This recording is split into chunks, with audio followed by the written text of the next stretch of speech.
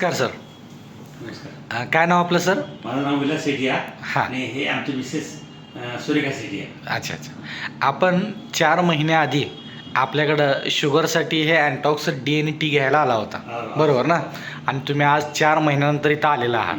तर 4 महिन्याआधी ज्यावेळेला तुम्ही आला होता त्यावेळेला तुम्ही शुगरमुळे त्रस्त होता असं तुम्ही सांगितलं होतं.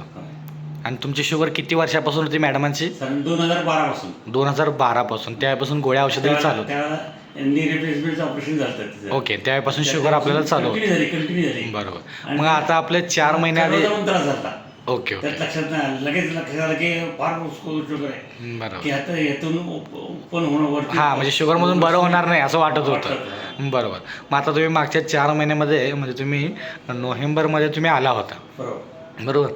त्यावेळेला तुम्ही रिपोर्टही मला तिथे दाखवत आहे.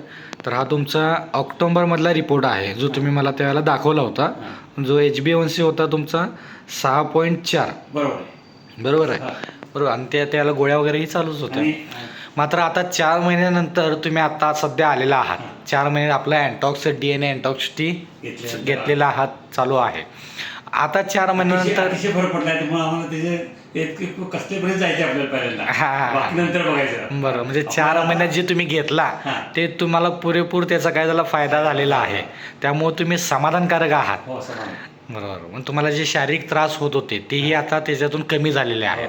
बरोबर. तुम्ही आता रिपोर्टही मला इथं आणलेला आहात दाखवायला.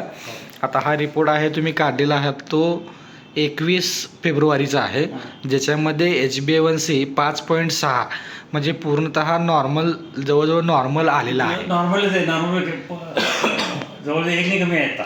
बरोबर बरोबर. म्हणजे पूर्ण नॉर्मल जवळ आपला HbA1c आलेला आहे. आणि सोबत असणारे शारीरिक त्रासही कमी झालेले. एकंदरीत ह्या 12 वर्षापासून आता तिची आता अडचण जी आहे ती तोंड अडचण आहे.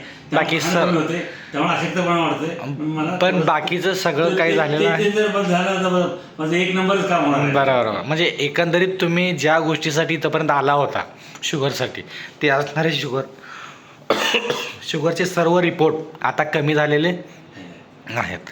मग एकंदरीत समाधानी आहात.